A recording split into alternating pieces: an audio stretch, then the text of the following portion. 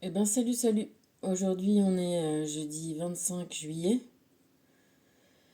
Alors jeudi jour de Jupiter, 25 juillet, on va dire que le 5 et le 2 ça fait 7. Donc on est sur un 7-7 en fait. Tu vois, je ne l'avais même pas calculé en te parlant. Je dois te dire que donc on est sur le jour de Jupiter, hein. Jupiter c'est le dieu du tonnerre. Et je te parlais de tsunamis dans ma vie et il n'y a pas que des tsunamis, il y a des coups de tonnerre aussi. Je suis pas que de l'eau, j'ai aussi de l'électricité. Comme nous tous. Le monde est ainsi. Euh, donc on s'est vu déjà pour le mat une fois, on s'est vu pour le mat deux fois, on s'est vu pour le mat trois fois parce que j'avais un petit bout de truc encore à préciser sur ce que j'avais déjà dit avant. Et en fait, on se voit aujourd'hui pour le mat pour la quatrième fois. Maintenant, aujourd'hui. Hier, on était le 24/7/2024, donc il y avait un 24/24. Et tu vois, comme j'écoute un petit peu les petites chansons qui m'arrivent dans la tête. Et tout se combine, tu vois, au fur et à mesure. Les paroles des uns, les paroles des autres prennent un sens d'un coup. Tu vois, c'est comme si mon cerveau c'était le chaudron et tout ce qui vient et rentre fait une soupe, tu vois. Et dans cette soupe-là, il y a des ingrédients particuliers qui ressurgissent, qui font surface. Et tu vois, comme on peut faire une lecture dans un bar de café, et ben tous ces éléments qui ressortent, ça forme un dessin, ça prend sens, ça fait une constellation, ça donne et ça m'apporte les solutions. Et donc là, j'avais un truc qui me disait 25e heure, 25e heure, 25e heure. Ça venait peut-être, tu sais, des. Je te dis, mon père, il aimait beaucoup la science-fiction. Moi, j'aime bien ça aussi. Un petit côté, une fois qu'on est. Voilà, un peu comme le maths. Une fois qu'on est sorti du cercle, qu'est-ce qui se passe? Tu vois, la 25e heure, tu sais, comme il y a truc caché, là, comme ça, une façon d'emboîter dans un sens et dans l'autre, et t'as l'impression que ça se fait sur des carrés, comme ça, et il y a un carré en moins, mais tu as l'impression que ça te fait comme une illusion d'optique, tu ne le vois pas. Ou tu vois des choses comme, tu vois, ces nouvelles sculptures tu vois quelque chose sous un angle, tu vois, je sais pas moi, quelque chose, et tu le regardes, ou soit c'est l'ombre, elle forme quelque chose d'autre, ou alors de l'autre côté, si tu la retournes, il y a une autre, ça peut représenter complètement autre chose. Je sais pas si c'est clair pour toi ce que je te dis, mais je vais te prendre l'exemple plus simple d'un cylindre. Un cylindre, si tu le regardes de dessus, tu vois un rond. Et si tu le regardes du côté, tu vois un rectangle. Et pourtant, c'est la même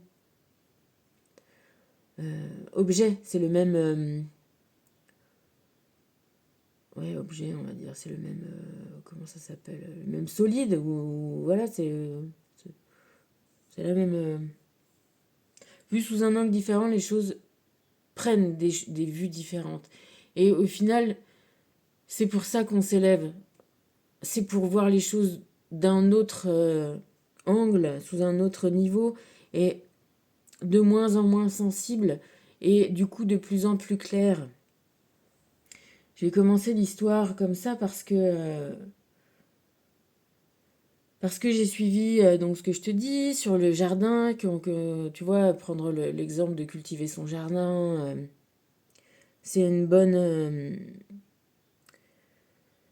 façon de voir sa vie, comme un espace-temps où il faut nécessairement travailler, hein, où il faut cultiver les choses, parce que si tu laisses tout pousser, n'importe quoi, tu n'obtiendras, voilà, peut-être tu obtiendras, oui, de la nature, mais peut-être que au-delà de la nature,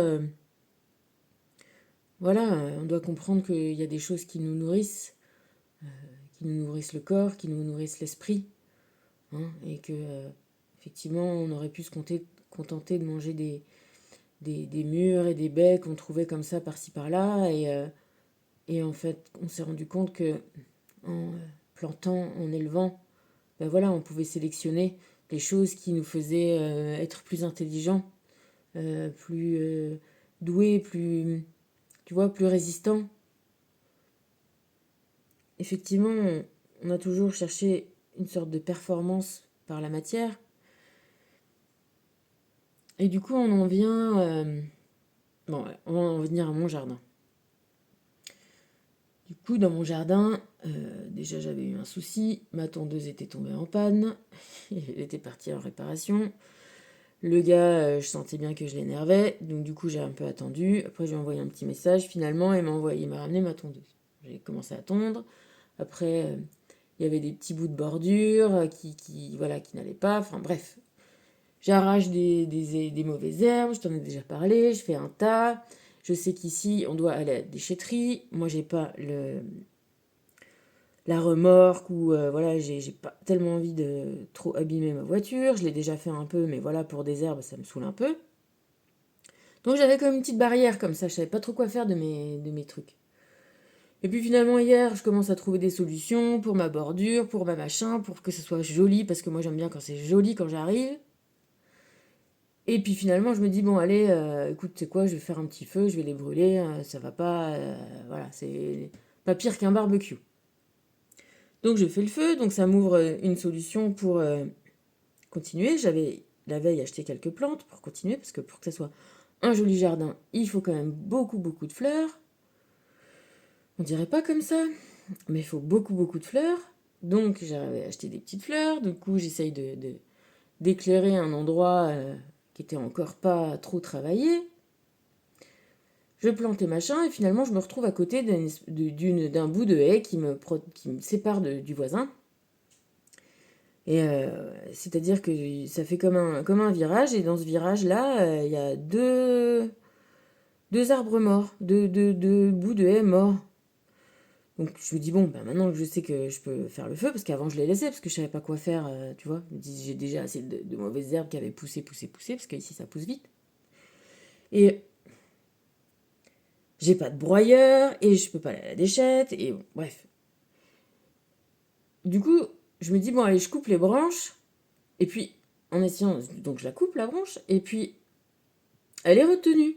Elle est retenue dans l'autre arbre qui est encore tout vif.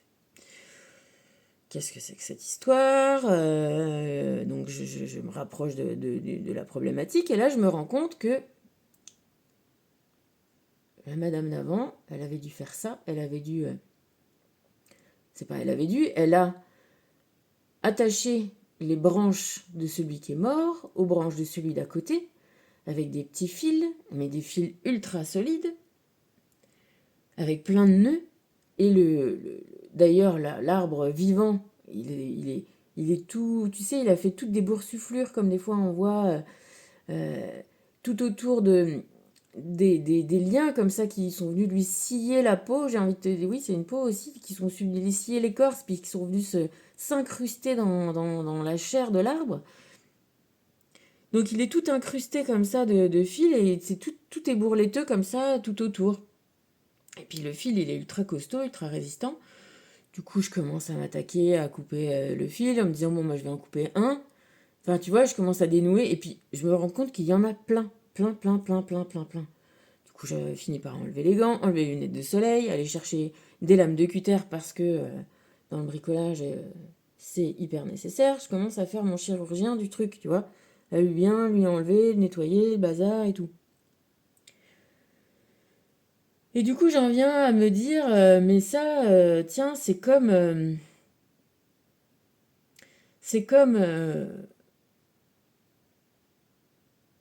tu vois, je dis toujours quand il y a des trucs qui me font chier, ça me pète les couilles, ça me pète les couilles. En fait, je me dis heureusement que j'en ai pas des couilles parce que ça me ferait mal et tout. Je dis, putain, ça doit être difficile de se sentir comme ça, tenu, serré, coincé.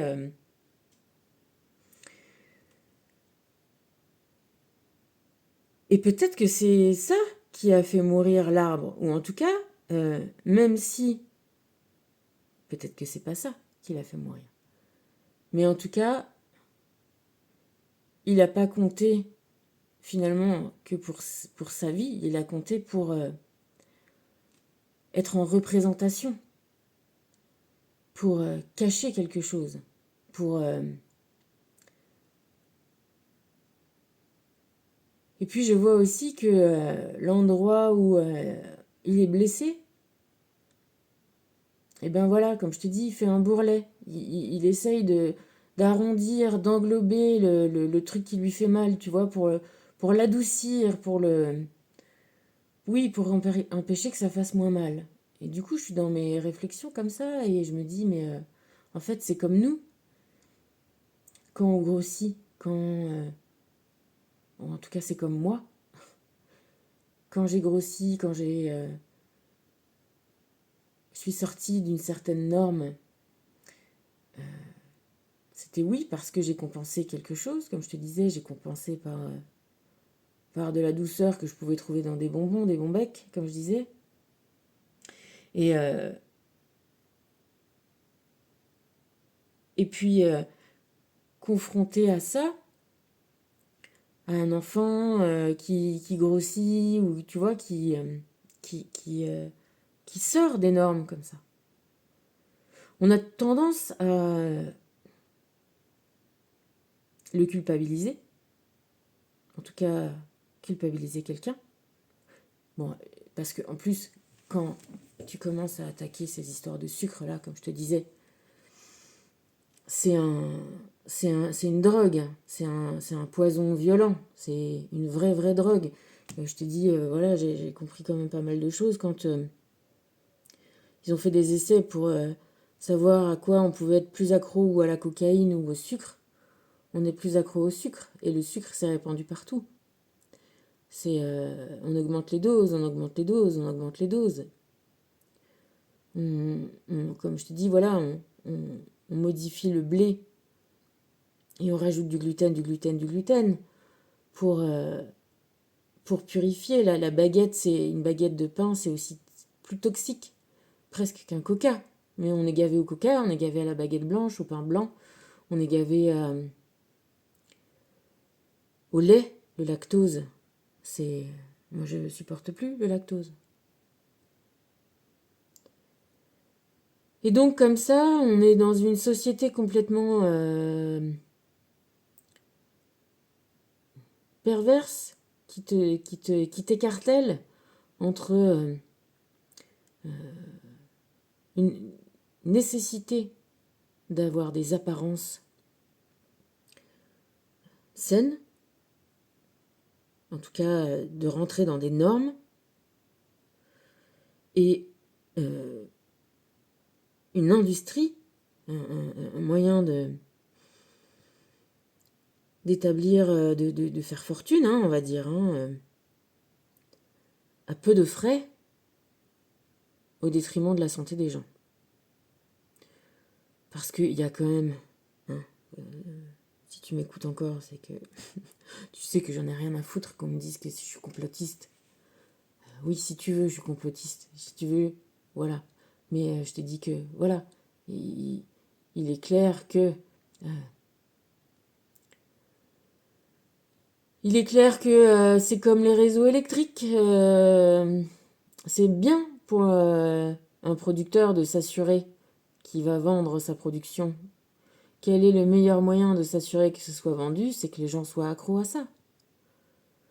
Et puis, par ailleurs, moi qui me suis beaucoup intéressée aux plantes, beaucoup de labos n'ont pas de scrupules à venir piller des savoirs ancestraux pour mettre des brevets, comme ils ont fait sur la maca. Et voilà, on vend de la santé, on te vend de la maladie, voilà, on te vend beaucoup de maladies. Et voilà, les médicaments, ce qu'on te propose, ça se vend très cher. Les laboratoires chimiques sont ultra puissants de tous les côtés. Ils sont ultra puissants par les engrais, les pesticides, et ils sont ultra puissants après par les traitements, on va dire, voilà, on parle de traitement. Et tu vois, c'est marrant parce que quand je t'en parle là, je pensais pas y dévier comme ça, mais euh, traitement, c'est aussi un salaire, tu vois. Un traitement, les mots ont leur sens, sont des révélateurs. Et on en revient à ce que je te dis, voilà, on fait des petites boucles, de petites boucles en petites boucles, on finit par trouver voilà, un autre point de vue. J'en suis là de mes histoires de bourrelet, d'apparence, et, euh, et de qu'est-ce qu'on on est prêt à écarteler une plante ou des gens, entre leur dire qu'il faut être maigre, c'est même pas mince en vrai, hein. Il faut être maigre, il faut être... On a commencé à dire qu'il fallait pas de gras. Là j'ai vu, tu vois, quand je te dis que tout me pousse, tout me montre, tout me pousse à voir des choses dans une direction, c'est que vraiment tout me pousse. En tout cas, je les vois et voilà, et j'en suis, merci, bien contente. Comme par hasard, je vois un truc passer comme quoi, en regardant des trucs sur Facebook, des infos du Canada, parce que tu vois, comme ça, tu vois d'autres choses. Euh, une nana qui est morte des suites d'une liposuction. Tu la vois, tu vois des photos. Oui, certes, elle était ronde, mais elle avait un décolleté magnifique. Elle était, tu vois, belle, quoi. Bon voilà, et sa mère qui dit qu'elle voulait faire un peu influenceuse et que du coup, voilà, elle mettait ce qui n'allait pas, et du coup elle s'est fait faire une liposuction par une nana qui faisait croire qu'elle était encore de l'ordre des médecins du Canada alors qu'elle sont repartis faire ça au Maroc, et qu'en fait dans sa liposuction, c'est même pas des suites de l'opération, c'est que pendant la liposuction, elle lui a perforé le foie et le rein. Et qu'après, elle a dit, oh bah oui, bah, oh non, mais si, ça va aller mieux, elle va se remettre et tout, bam. Et en 3 jours, elle était morte, s'il te plaît, pour une liposuction. Une nana qui était belle comme tout. Donc je suis là à couper mes branches, à enlever mes trucs. Je me suis ruiné les bras parce que j'étais tellement dans mes pensées et à essayer de désintriquer tout le fil, tous les nœuds avec des doubles nœuds, des triples nœuds. Elle avait fait ça, ça partait de haut en bas à travers. C'était bien serré, bien comme il fallait, tu vois, bien. Et je fais le rapport parce que, tu vois, je te dis, finalement, en s'élevant, on fait des boucles, on tourne autour d'un sujet, on tourne autour d'un sujet, on s'élève, on s'élève, on s'élève, mais on voit doucement, doucement, tout commence à prendre un petit peu de tournure. On commence à un peu voir de quoi il en retourne. Donc je suis dans mon histoire de bourrelet, de gros, je pense à moi, je pense au sucre, je pense à mon père, je pense à ma petite sœur. Qui s'est fâché parce que je lui disais que je voulais pas embarquer sa mère dans ma vie et que par elle, indirectement, il y avait, euh, il y avait communication et je voulais pas de communication.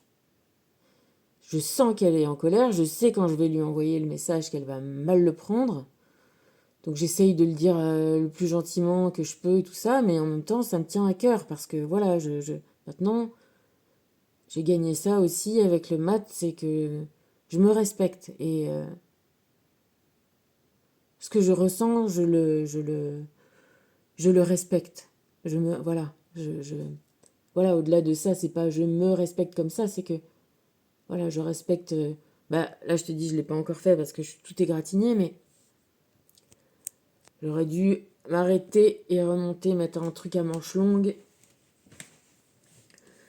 Mais j'ai pas tellement senti en fait que je me griffais comme ça les bras et les jambes. Parce que voilà, donc je commençais à m'éloigner de cette histoire de Bourlet en faisant un petit peu, parce que je sais que cette petite sœur-là, qui donc est du sang, du même sang que moi, du même sang que mon père, elle avait des tendances à être un petit peu ronde, et là maintenant je l'ai vue vivre, et alors elle va faire des footings, elle boxe pour se dépenser, ne supporte pas de prendre quelques kilos, et elle est comme tout le monde, essayer d'arrêter de fumer. Et, euh, et elle a recommencé à fumer parce que elle avait pris des kilos, elle est complètement comme ça obsédée. Et je te dis, quand je me respecte, je sens bien que quand je l'ai vue, que j'étais un peu chez elle et tout ça, que je te dis, je ressens les choses, les gens. Je sentais bien que qu'elle me regardait comme ça, avec mes bourrelets, mes kilos, et l'air de dire, ben moi, je suis mince. Et tu sais, le petit arrière-goût de compétition, hein, qui est mieux que l'autre. Il y avait pas énorme, mais un petit chouïa quand même de ça. C'était là, tu vois, c'était vraiment là. Et en même temps, je te dis tout ça, c'est pas une question d'en vouloir à qui que ce soit. Voilà, entre quand je te dis ma grand-mère qui leur racontait à elle, au lieu de s'intéresser à elles, ce qu'elles étaient, et à faire de leur raconter à nous toutes ces histoires qui la concernaient pas et qui faisaient. Enfin, comme si. Tu sais, une façon d'enjoliver comme ça le passé parce que.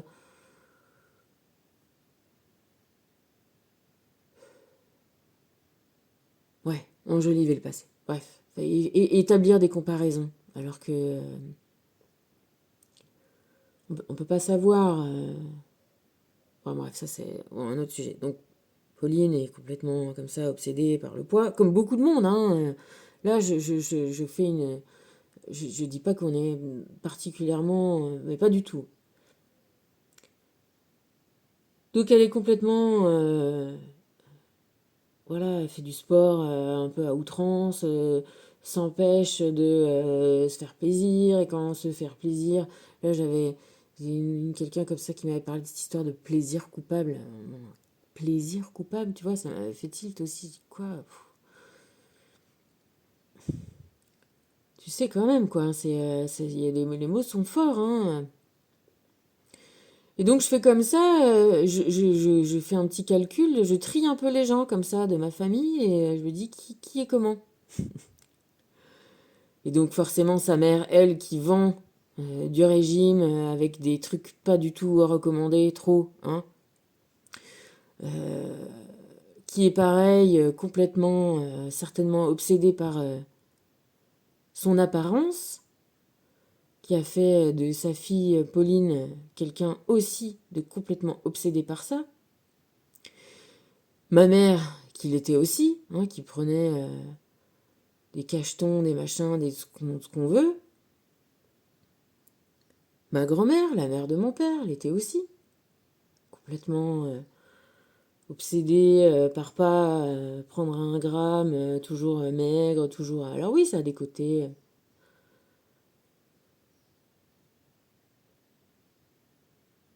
De vouloir, comme ça, paraître bien.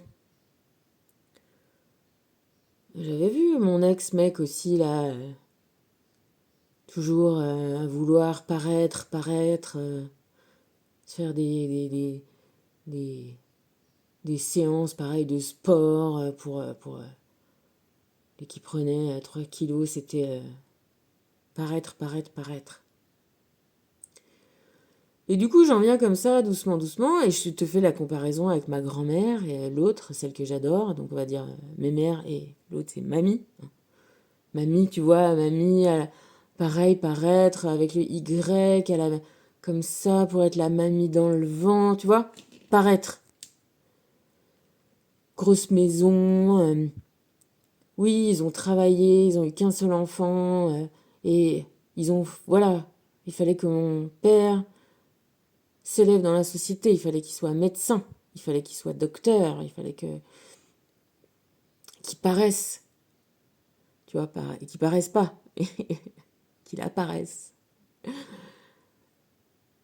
Et, euh, et j'en viens comme ça à voir qui moi j'ai dans mon cœur, et j'ai ma mère dans mon cœur. Et finalement autour, Tu vois, sa fille, la première, Michel, elle est pareil, complètement obsédée par pas prendre un gras, le gras, le gras, le gras, dire qu'elle sera pas comme sa mère, alors que tu vois, moi, ma mère, je veux dire, si tu peux me dire que je suis comme elle, je serais vraiment la plus heureuse des heureuses. Et voilà, je me dis, mais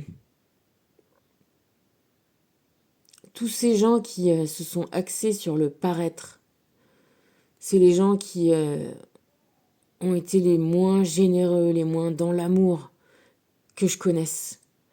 Et en plus, ma mère compris, hein, vraiment, je vais en venir à ça. En plus, ce qu'il y a, c'est qu'ils se reconnaissent entre eux, ces gens. Les gens qui sont... qui ont... En étant confrontés au malheur et aux problèmes et aux tristesses de la vie, se sont barricadés, coupés de leurs émotions et devenus creux. Parce que quand tu te coupes de tes émotions, tu deviens creux, tu deviens vide, parce que nous, on est des êtres sensibles, on n'est pas des robots. Tu vois, quand je te parle de ma grand-mère, ça me fait plaisir de pleurer. Parce que effectivement, peut-être que j'avais pas pleuré. C'est arrivé avec un malheur en plus de tous les malheurs. J'étais un petit bois, j'étais un peu blindée, au fait. Tu vois, et j'avais pas vraiment réagi de la bonne façon, de la façon naturelle, parce que peut-être que je m'étais déjà blindée aussi, à ce moment-là. Et que j'en pleure là, des années comme ça après, c'était bien parce que maintenant je sais que quand on pleure, c'est qu'on on regrette, c'est une preuve d'amour. Tu vois,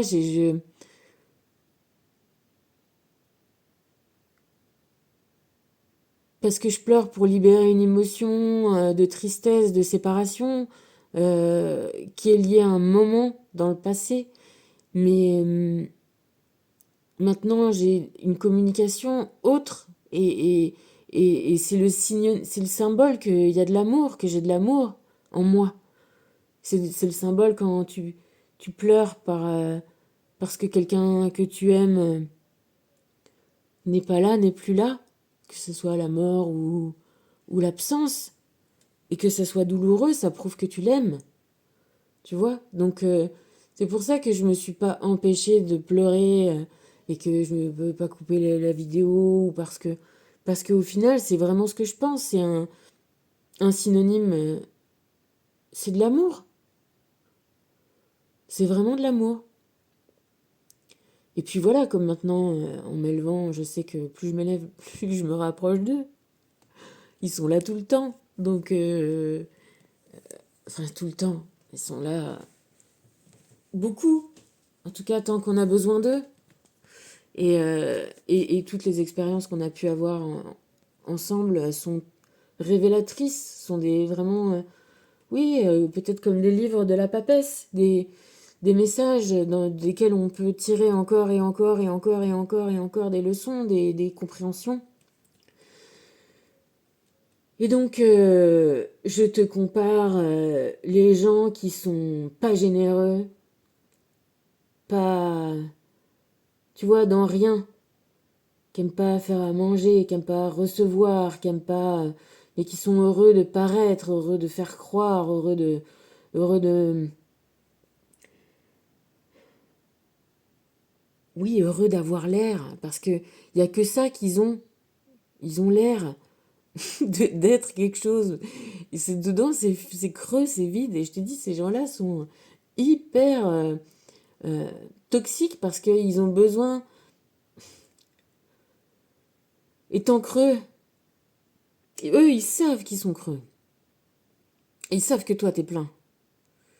Et tu vois, ils veulent se brancher comme ça sur toi pour récupérer, pour que tu les remplisses un peu. Mais ils sont pas creux parce que c'est pas juste la vie. Ils sont creux parce que eux, ils ont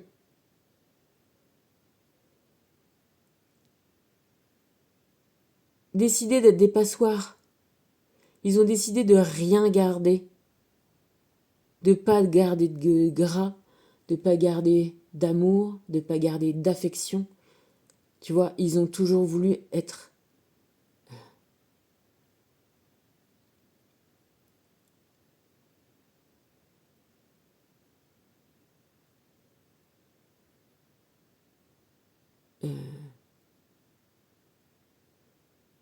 mieux, pas égaux, pas au même niveau, pas remplis, mieux.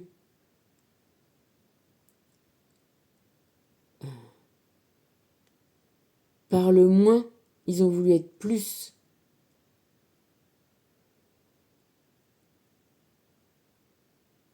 Mais pourtant, étant creux, et quand même étant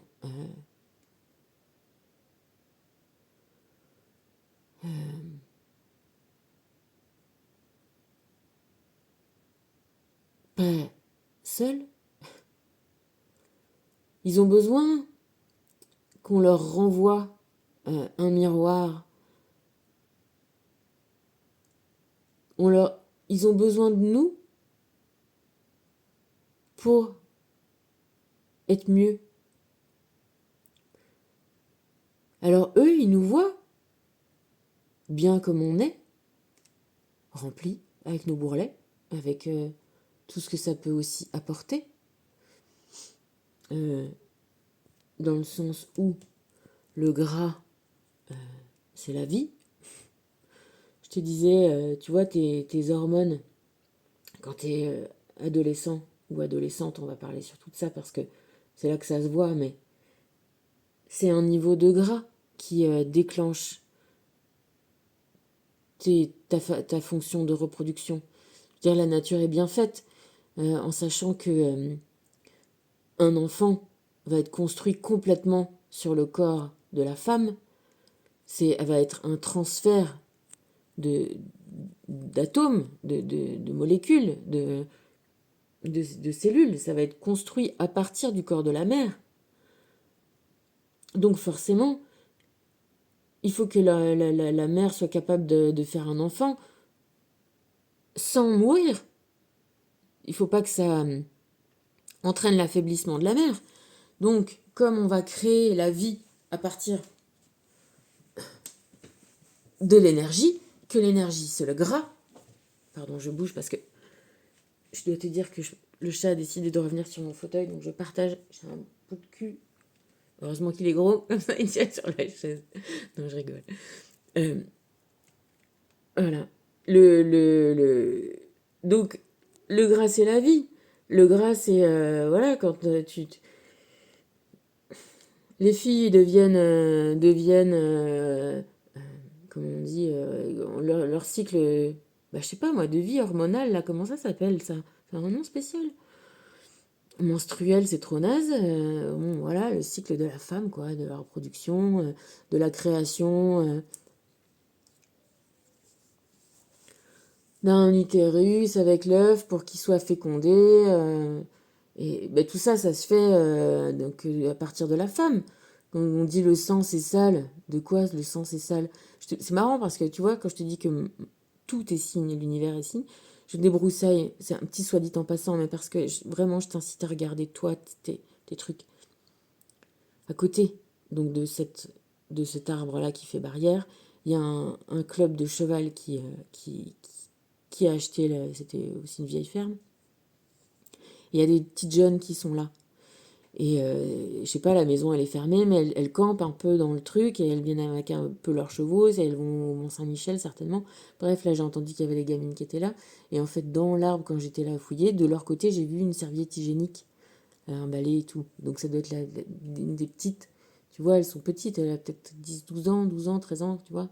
Et voilà, comme c'est pas hyper confort, et ben elle est venue, ça faisait un petit recoin, elle a fait son petit, elle a enlevé sa serviette, elle l'a mise là. Voilà, et je me dis, voilà, ça c'est la condition de la femme. Ça aussi, c'est pas respecté. C'est pas. Voilà, nous, franchement, d'être une meuf, c'est compliqué. voilà, c'est la vie qui a décidé comme ça, et heureusement que c'est un peu chacun son tour et que tout le monde expérimente ça. Mais honnêtement, voilà, c'est vrai qu'il faudrait que les mecs arrêtent un peu leur domination, la patriarcale, ça commence à bien faire. On est exactement pareil. Quand tu vois, voilà, deux pingouins, ou attends, je vais te prendre un truc, à chaque fois je me dis ça, on dit une grenouille. Donc, mais toutes les grenouilles, c'est pas des filles, tu vois. Il y a un grenouille et une grenouille. Euh, les éléphants, c'est pas tous des mâles. Il y a une éléphant et un éléphant. Donc, je sais pas, on devrait avoir, on devrait dire juste il y a un homme et une homme, finalement. Tu vois? Ou un fille et une fille. Pourquoi oui, il y a quelques races comme ça. On dit les oies et les jarres. Voilà, mais qui c'est qui va dire c'est un jarre? C'est une jarre, on va te dire, mais une jarre, c'est un pot. Enfin bref, tu vois. Bon, bref. C'est important ça aussi, tu vois, c'est important. Et donc, les meufs, nous, à un moment, on a du gras, donc ça déclenche le cycle hormonal, et ce truc-là fait que aussi on stocke du gras, et que à la ménopause, eh ben aussi, on va avoir du gras, tu vois. Mais en même temps, le gras, c'est le mou, c'est le doux, c'est le confortable. Moi, me suis, alors, je vais pas avoir une histoire de ni de body shaming, ni de body positive, c'est pas la question. Oui, quand c'est vraiment excessif et que voilà, ça montre, c'est révélateur d'une toxicomanie au sucre ou c'est révélateur bon, de tout un tas de choses. C'est pas bon et c'est là où je veux en venir, c'est qu'effectivement, c'est révélateur d'un manque d'amour, d'un manque de trucs. C'est révélateur de, d'une survalorisation du vide. Tu vois, comment on veut nous faire être vide, vide de nos cerveaux, vide de gras. Comment t'expliques que, putain, c'est parce que je suis plus vieille que j'ai fait le chemin du mat à propos de mon corps et que j'ai essayé de ci, de là, de en haut, en bas, à gauche, à droite, tu vois, que au final du final, ce que je prenais pour ce qui était la norme et ce qui était beau quand j'étais plus jeune, il fallait avoir carrément un creux entre le sexe, les cuisses, il fallait avoir là que ça soit creux, s'il te plaît. C'est des cadavres les meufs. Elles c'est même pas, c'est pas tenable ce qu'elles vivent. D'ailleurs, elles se droguent, elles bouffent rien et on les drogue et on leur fait bouffer rien. Et en plus, c'est des gamines. Il y a vraiment une problématique dans la société qui est complètement déréalisée. Et quand je vois, quand je te dis que moi j'ai pu plaire à des gens, mais sans même m'en rendre compte, et que, j'ai envie de te dire, ça dure encore maintenant, et que, euh, et que je peux plaire à des petits, des jeunes, des gamins, tu vois. Mais, tu vois, c'est tellement bizarre pour moi que du coup ça me fait réfléchir. Et donc je suis dans toutes ces réflexions-là qui, euh, qui finalement, voilà, sont aussi des symboles des gens. Oui, on peut un peu catégoriser les gens par le fait que certaines personnes privilégient les apparences au mépris de tout le reste, et d'autres privilégient l'intérieur, l'amour, l'attention, au mépris de... C'est pas qu'ils ne font pas attention à leur apparence, c'est pas ça. Mais peut-être qu'ils respectent un petit peu plus. Si t'as envie d'être gourmand, bah voilà. Oui, alors oui. Oui, maintenant, il y a des chefs cuisiniers qui sont tout maigres. Bon. Oui, peut-être, oui, bah ils ont le droit d'être gourmands comme ils veulent, mais on peut être gourmand aussi en étant un petit peu excessif aussi, tu vois. C'est pas grave. En tout cas, moi de mon... pas pour moi-même, mais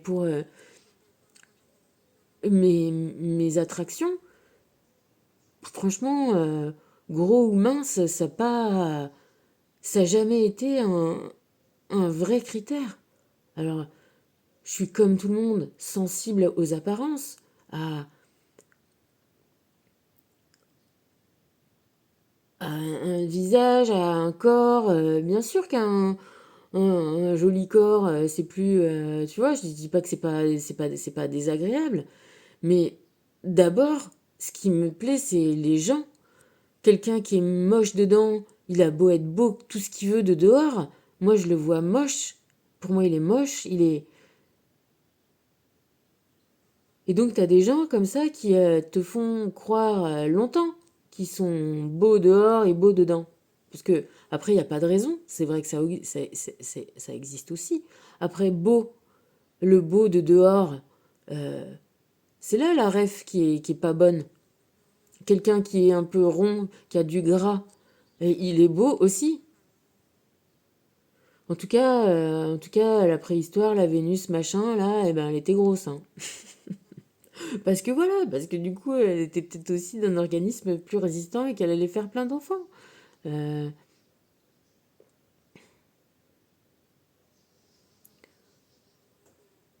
et je pense que dans la nature, ce qu'on voit aujourd'hui comme hyper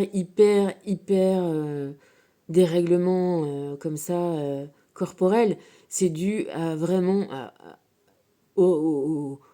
voilà, à ce sucre-là, à cette drogue toxique et qu'on vienne pas me dire que c'est pas vrai parce que quand tu vois le scandale là aussi sur les médocs qui sont venus dire que des produits complètement addictifs, oh ça faisait rien qu'ils en ont fait la pub. Combien il y a de milliers de morts aux États-Unis, c'est un scandale sans nom. Des gens, de tout, hein, des jeunes, des vieux, des mères de famille, des machins devenus accros, toxicos. Vraiment, comme des gens sont toxicos au coca. Et qu'on te dit que c'est toujours, on sait toujours pas s'ils en mettent ou pas. Le coca, au départ, il y a de la cocaïne dedans. Alors l'usage traditionnel de la cocaïne, enfin du coca, à quoi ça sert? Ça leur sert à survivre à des altitudes de ouf, à monter comme ça en altitude, à supporter moins d'oxygène et tout. Moi, il se trouve que je te dis que je supporte pas la cocaïne du tout. Je trouve que c'est contre-productif comme truc. En revanche, j'ai eu l'occasion de goûter des feuilles de coca et, euh, et ça, c'est agréable. Tu vois, tu mâches ça, ça t'endort un peu la bouche, ça te met un peu le speed, mais pas. Tu vois, voilà, la plante au naturel, elle a un effet qui n'est pas du tout comparé à le raffiné, le surraffiné, voilà, à tel point qu'ils deviennent toxiques, toxiques, neurotoxiques, complètement toxiques.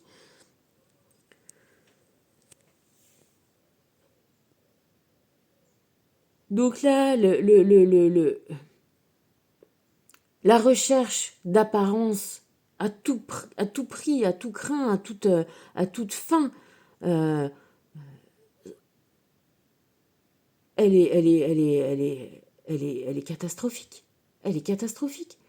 Euh, Moi, j'en reviens au sujet de la vidéo là d'aujourd'hui, de la 25e heure, parce que grâce à tout ce qu'on fait, toute ma vie, tout ce chemin, tout mon chemin, tout ce que je continue à faire là avec toi en te parlant, tout ce que je vis, qui me prend du temps et qui m'empêche de vivre ce que je devrais faire et tout ça, mais je sais pas, comme te dire, c'est comme je sens que c'est maintenant qu'il faut que je le fasse et donc je le fais, et parce que ça mène à quelque part.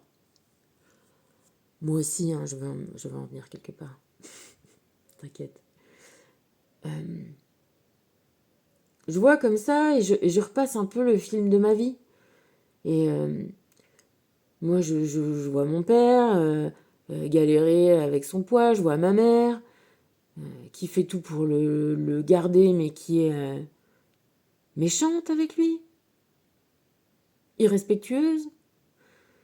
Je vois cette bonne femme-là qui est censée l'aimer, qui est méchante, Parce que quand elle n'a pas ce qu'elle veut et qu'elle devient haragneuse et qu'elle montre là son vrai visage, quand je te dis que les lettres, là que du coup ma mère, qui veut toujours passer, paraître la meilleure, la gentille, et là elle est bien capable de montrer ça, mes filles seront comme tes filles, mais attends,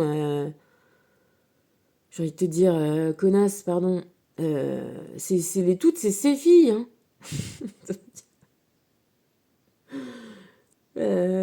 Putain. Bon, voilà, je fais une petite catégorie comme ça. Je repense à ma petite sœur, Pauline, qui est en colère, qui me répond plus, et j'ai ma fille au téléphone, par miracle. Et du coup, comme ça, comme elle est là en ce moment en présence de mon autre frangine, la grande, là, hein, qui m'a pas dit qu'on avait deux petites sœurs, et qui se fait aussi, elle passer pour la gentille, celle qui est gentille, avec les petites sœurs en question. Donc je lui explique pourquoi elle risque d'entendre que encore pique-pendre sur moi parce que j'ai dit ça à Pauline et que comme on a toujours tendance à trouver que je me mets en colère, que je suis comme ci, que je suis comme ça, que je suis pas quelqu'un... voilà, je suis très très en colère. On m'a toujours dit que j'étais quelqu'un de coléreux. Peut-être parce qu'on me prend beaucoup pour une conne. Et que ça, un enfant, même enfant, il le sent, il le sait et il supporte pas. Je lui explique comme ça que voilà tout ce qui s'est passé, tout le truc, et elle me dit, à juste titre, mais c'est sûr qu'elle n'a pas envie qu'elle voit, tu vois, elle n'a pas envie de voir sa mère telle qu'elle est. Et je sais très bien, parce que c'est exactement la même chose pour moi, que j'ai très très très longtemps refusé de voir qui était ma mère, qui étaient les gens qui sont dans le groupe là toxique que je viens de te dépeindre. Et tu me connais un petit peu maintenant, comment je réfléchis, et d'un coup, donc, bon, voilà, la conversation se finit, je reste sur ça, et je me dis, on est vraiment des filles de salopes. Les deux, parce que franchement, je te considère, ma mère, aussi salope que l'autre. Hein. Je veux dire, il n'y en a pas une qui... mieux, quoi. Tu vois parce que, je reviens à toute cette histoire d'apparence, ma mère, qu'est-ce qu'elle a fait sinon la même chose, c'est-à-dire tomber enceinte de mon père. Alors, tomber, hein. Elle est tombée, c'est... oh, il y a un caillou là comme ça. Oh, elle l'avait pas vu. Elle l'avait pas vu venir. Et donc, en plus, ma mère de répéter, donc je te raconte l'histoire, c'est que mes parents donc, sont un petit peu sortis ensemble. Ils se sont retrouvés au fameux chalet de l'amour hein, de mes grands-parents, où la porte est ouverte à tout le monde, où évidemment, tu vois, c'est le modèle de la générosité humaine hein, sur Terre. Mon père, fils unique, au milieu de parents de sa mère, dans les apparences, et de mon grand-père et tout ça, forcément, qu'est-ce qu'il arrivait là-dedans? Il avait une bouffée d'oxygène, d'amour, tu vois, de bienveillance, de... Qu'est-ce que tu veux que quelqu'un qui, comme ça, assoiffé, ne soit pas enclin à avoir envie d'en avoir plus de ça? Et donc ils sortent ensemble avec ma mère et arrivés à ce chalet-là, ils sont amenés à coucher ensemble. Et ma mère, donc ils mettent mon frère en route. Et après, ça part en cacahuète parce qu'ils s'entendaient pas si bien que ça, et que mes grands-parents paternels ne veulent pas de ma mère comme belle-fille, et que ça s'engueule chez le notaire, et que ça se marie pas, et que ça part en cacahuète, que mon frère s'appelle du nom de ma mère quand il naît, enfin, tout ça, tout ça. Et ma mère, toujours de répéter que mon père, c'est lui qui est venu, et que elle... Non mais tu te rends compte quand même. Elle aurait dit, quand ils étaient sur le point, je pense, de coucher ensemble, tu crois pas que ça craint? Et que mon père aurait répondu, mais non! Et que du coup, c'était pas elle, c'était pas de sa faute à elle, parce qu'elle a dit, tu crois pas que ça craint? Tu vois? Ma mère, c'est la gentille, c'est pas de sa faute. Sauf que après, que tu te rends compte que après, Ta mère, elle a déjà été enceinte, qu'elle a avorté. Donc, et tu crois pas que ça craint? C'est moi qui l'ai gentil et c'est moi qui me suis fait un petit peu croquer toute crue par le méchant. Il passe moins bien. Ça passe moins bien. Quand tu te rends compte que donc mon frère naît, pas de taquesse, pas de mariage, finalement guerre de reconnaissance du grand-père paternel, finalement mariage. Après, moi, j'en sais rien trop quoi. Au bout de tant d'années, 5 ans, finalement, mise en route de ma sœur. Et moi derrière, comme on m'a dit, erreur de pilule. Super. Si ma mère était pas... Ah putain, merde. Si ma mère était pas...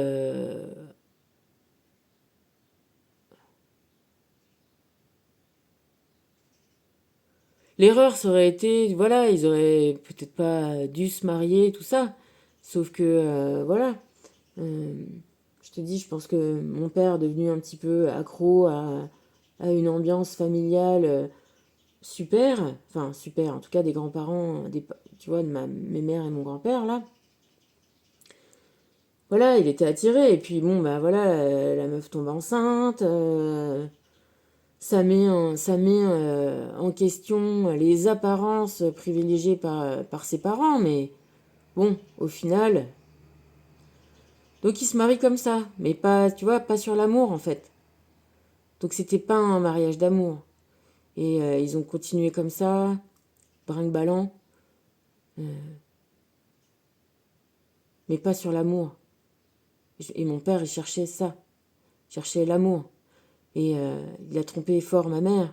Mais au final, j'ai compris quand à un moment, j'ai remis en question le discours toxique de ma mère. Je me suis rendu compte que c'est elle qui a commencé à le tromper, pas lui. Et finalement, sa maîtresse, elle a fait pareil. Donc, elles se sont fait la guerre à mort, au détriment de l'amour, au détriment de mon père, au détriment des enfants. Parce que comment tu fais pour mettre au monde des enfants dont tu sais que le père t'aime pas, ou tu vois, c'est pas vraiment de l'amour, c'est juste pour comme moyen de chantage. Tout ça pour te dire qu'au final, je me suis rendu compte là, en cherchant, en complétant tout ce que je découvre avec toi, que ma propre mère, tu sais, quand je te parle que d'enquête, de chanteur, de corbeau, que j'en viens à maître chanteur, à chantage, à attacher. J'en viens là parce que ça a coupé et que je vais pas refaire une autre vidéo. Ça, c'est les fils que j'ai trouvés dans le truc qui était mort. Là, tout ça, c'est le bordel. Je vais tout ranger. Voilà, maintenant je suis arrivée au bout du chemin, grâce à toi, grâce à nous, au bout du chariot, au bout du 777. Je vais me faire un rituel et je vais brûler tout ça symboliquement. C'est ça, les rituels. Ma mère a hérité de tous les biens de mon père. Contre ce fameux mariage, mes parents sont restés mariés toute leur vie sous le régime de la séparation de biens. Mon père savait qu'il était malade, il était médecin. Il n'a jamais changé, jamais changé de régime matrimonial. Il a découvert que sa maîtresse était aussi catastrophique que sa femme. Les deux. Moi, tout ce qu'on m'a dit quand il est mort, j'étais mineure. J'ai fait confiance à ma mère. Je sais de sources sûres qu'elle a trafiqué, qu'elle a fait appel qu'il y a eu un notaire véreux. Ils ont menti. Voilà. Et pourquoi c'est pas grave? Parce que c'est arrivé suffisamment loin maintenant, que je suis suffisamment avancée dans ma compréhension des choses pour te dire que elle a tout perdu. C'est pas moi qui ai perdu, et elle qui a gagné, c'est elle qui a perdu. Elle a perdu en s'accrochant à sa belle maison. Elle est restée des années toute seule dans cette belle maison, à passer son temps, à pas vivre, à faire son jardin, à se faire juste baiser comme ça de temps en temps par, peut-être le seul mec, voilà, des couples d'un peu d'amis qu'elle avait pour amitié. Ben non, elle a même trahi ça parce que elle a eu besoin de satisfaire justement ses besoins sexuels. Elle a perdu sa vie, elle a perdu son temps à rester dans une maison. Elle est aujourd'hui vieille, elle a pas d'amis. Elle est avec un mec qui a aussi privilégié les apparences. Et sans amour, juste accrochée à l'argent, elle a perdu le seul bonheur, le seul bienfait qu'on a dans la vie, c'est l'amour, l'amour de ses enfants. Quand on aime ses parents, on aime ses enfants. C'est l'amour, la richesse. Moi, je fais une équipe avec ma grand-mère, avec ma mémère, je fais une équipe avec ma fille. Euh, on est un peu trop grosse, on ne correspond pas aux normes. Moi, je sais que ma fille, quand elle ira mieux, eh ben, elle se respectera et elle perdra ses kilos. Et si elle les perd pas, eh ben, c'est pas grave. Je l'aime.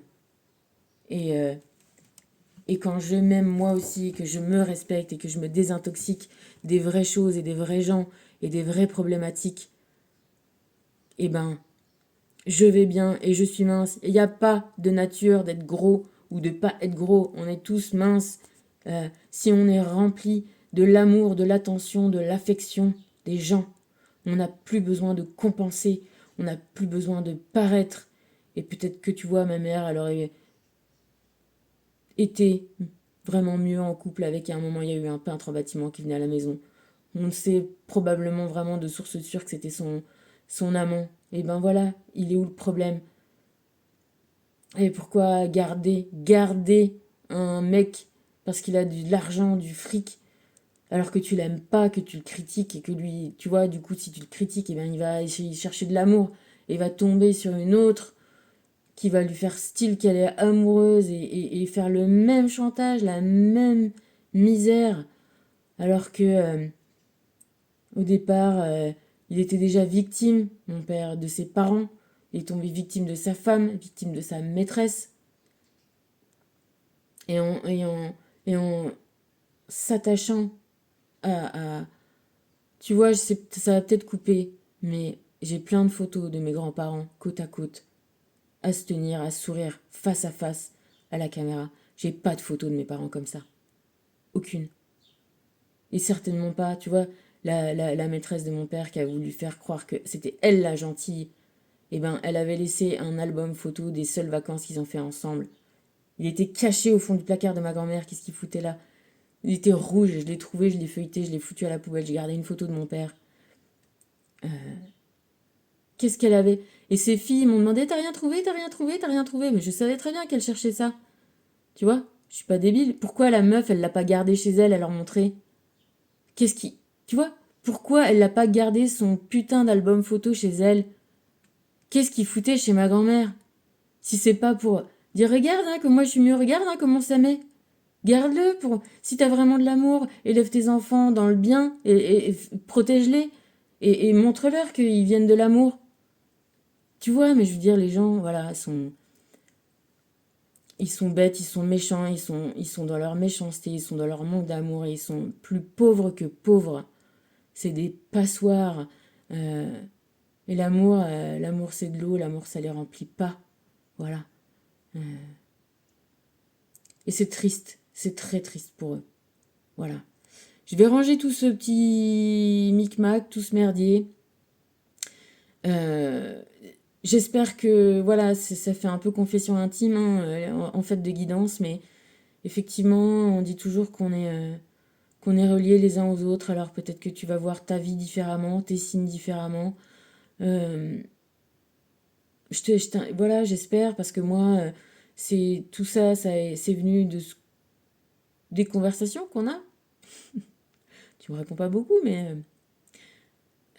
ça travaille quand même. Et des conversations que j'ai pu avoir avec K, tu vois, quand j'ai compris que tous les gens autour de moi étaient un reflet, un miroir, et parce que c'est plus facile de voir chez les autres, Tu vois, comme on dit, c'est toujours plus facile de voir la paille dans l'œil de l'autre que la poutre qu'on a dans le sien, c'est complètement vrai. Et ben moi, j'étais pleine de, pleine de poutres. Et, et voilà, et avec ces poutres-là, une fois qu'on les enlève, on va faire un beau feu de joie. Et puis ça va aller bien, ça va aller mieux. Parce que voilà, je te dis, les pauvres vont être confrontés à revivre les situations. Et encore une fois, tu vois, les gens qui trafiquent, les magies noires, les choses comme ça, oui, c'est effectif, oui. Mais c'est encore une méconnaissance de pourquoi on a des épreuves sur notre chemin. Parce que, tu vois, j'espère que mon truc va pouvoir m'en finir là. Mes grands-parents, euh, ils étaient vraiment amoureux. Ils avaient trouvé cet amour qui, euh, qui supporte tout, même une différence d'âge, même une différence de milieu, même tout, ils ont tout supporté, ils ont tout vécu parce qu'ils étaient heureux, ils étaient amoureux. Et pourquoi mon grand-père l'a jamais trompé ma grand-mère? Parce qu'il n'avait pas envie, parce que ma grand-mère était belle et parce que manifestement, ils s'entendaient et ils s'entendaient sexuellement, ils s'entendaient intellectuellement, ils s'aimaient. Et quand t'as trouvé la personne qu'il te faut, bah voilà, c'est tout, que t'as pas besoin de chercher ailleurs.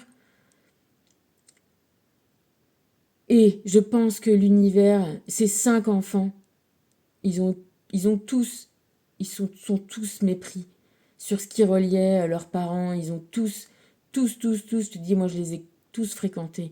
Et je vois, quand on se dit, mais comment des enfants comme ça, qui ont vécu dans un couple tellement amoureux, qui s'est dévoué, tu vois, généreux, comment peuvent être les 5, eh ben, enfin, tu vois, mauvais, pervers, toxique, eh ben, parce que c'est comme ça que l'univers fait.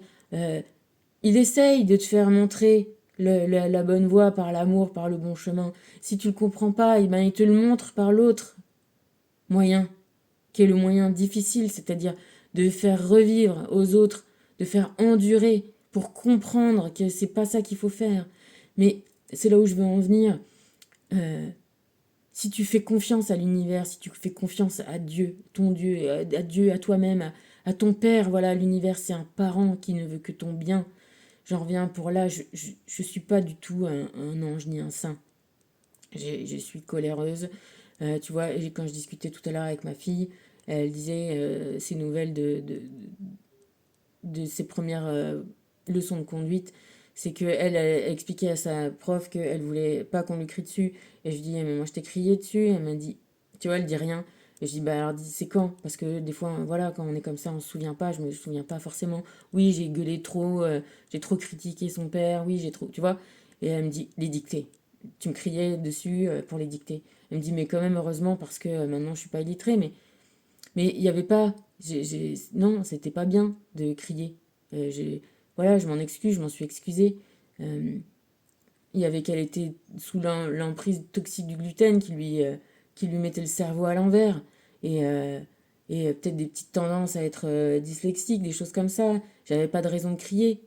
Mais voilà, entre tout, quand t'es tout seul et que, oui, t'es le père, pourquoi les oiseaux, ils font les choses à deux? Parce que c'est dur, un enfant, qu'il faut être deux pour s'en occuper et faire la maison et le nid et l'apprentissage et aller chercher la nourriture. Et quand tu te retrouves tout seul avec quelqu'un qui n'est pas amoureux, qui donc a autre chose à faire que, tu vois, quand tu respectes pas les règles de la vie, de l'amour, oui, ça devient difficile. Et oui, quand c'est difficile, eh ben, tu cries et tu pètes des plombs. Enfin, pètes des plombs. On essaye de pas péter des plombs, mais enfin, tu vois, euh, j'excuse pas. Voilà, après, je l'ai pas tapé, j'ai pas, tu vois, j'ai crié et c'était suffisant pour que ce soit pas harmonieux. Mais tout ça, je vais te finir ça avant que ça coupe parce que ça va couper. Euh, Aime-toi, respecte-toi. Coupe ce qu'il faut couper. Si ça va pas, plutôt que de te faire des bourrelets pour, euh, pour supporter l'insupportable, tu vois. Coupe. Moi, j'ai essayé des fois de enlever au lieu de couper des trucs. Et résultat, je me suis fait mal. La dernière petite chose, c'est qu'on est retombé sur cette carte. Le moment où j'embrasse ma paix intérieure et que j'abandonne, je laisse tomber le, la réussite, la finalité. Et le moment où l'univers peut travailler, où l'univers peut travailler, où l'univers travaille en paix, en prenant le temps. Tu vois, et au final, j'ai réussi à dire à ma fille, mais prends le temps d'apprendre les leçons, tu prendras le nombre d'heures de conduite qu'il faut pour... parce que après c'est dangereux, pour bien maîtriser tout. On prend le temps, et tu vois, je vais te dire encore, quand je me tire des petites cartes moi-même. Je connais pas tout, hein, parce que il y a une carte que je déteste, que je détestais maintenant, on va dire, c'est celle-là, le 9 de carreau. Le 9 de carreau, c'est l'attente, c'est le report, c'est le délai. Et le délai, ça peut être très positif. Tout ce qu'il a fallu patienter pour que, enfin, à 48 ans, je puisse voir en face le fait que ma mère m'a spolié parce que l'univers comme ça m'a montré au fur et à mesure, ça se rapproche de moi. Que oui, il y a des gens qui sont pas dans l'amour et qu'il a fallu arriver au bout du bout de montrer qu'une mère elle-même peut ne pas être dans l'amour. On fait des enfants parce que c'est la nature, mais tous les enfants sont pas les enfants de l'amour. Et comme on doit rejeter le sucre raffiné et comme une fourmi et garder le sucre de l'acacia, on doit garder le sucre et la douceur de l'amour et se séparer sans regret des apparences de l'amour, des apparences. Parce que ce qu'on crée, vit dans l'amour, avec amour, c'est éternel. Et c'est ce qui permet de vivre. Et de... Je vais finir, ça va vraiment couper. Quand on a fait l'enterrement de mon grand-père, j'ai senti que eux deux venaient voler au-dessus de nous. Je sais pas comment te dire. J'ai senti ça. Et comme elle disait que ma grand-mère, elle était allée le chercher à la maternelle, elle est venue le chercher aussi au cimetière. Parce que voilà. Et pourquoi mon grand-père a essayé de faire tenir les couples de mes oncles et de mes tantes? Parce que c'est ça qu'on peut leur reprocher. C'est parce qu'ils se sont pas rendus compte que tous ces couples-là n'étaient pas des couples d'amour. Voilà. Parce que eux, ils ont cru, peut-être naïvement, que leurs enfants avaient choisi tu vois, l'amour dans leur vie, le vrai amour, et que du coup, ils ont incité tout le monde à supporter les difficultés de la vie pour les enfants, pour tout ça. Et c'est peut-être ça juste que je peux leur reprocher. C'était... Enfin, leur reprocher. Voilà. De dire... il y a encore, parce que, ouais, je sais pas. Voilà. Donc, on garde la liberté, on garde l'amour. Tu vois, ce mat, il n'est pas tout seul. On n'est pas tout seul, on est connectés les uns avec les autres. Et voilà. Faut voir les choses avec le cœur. Tous ensemble, tous. Allez, gros bisous. Je t'embrasse. Bisous. À plus.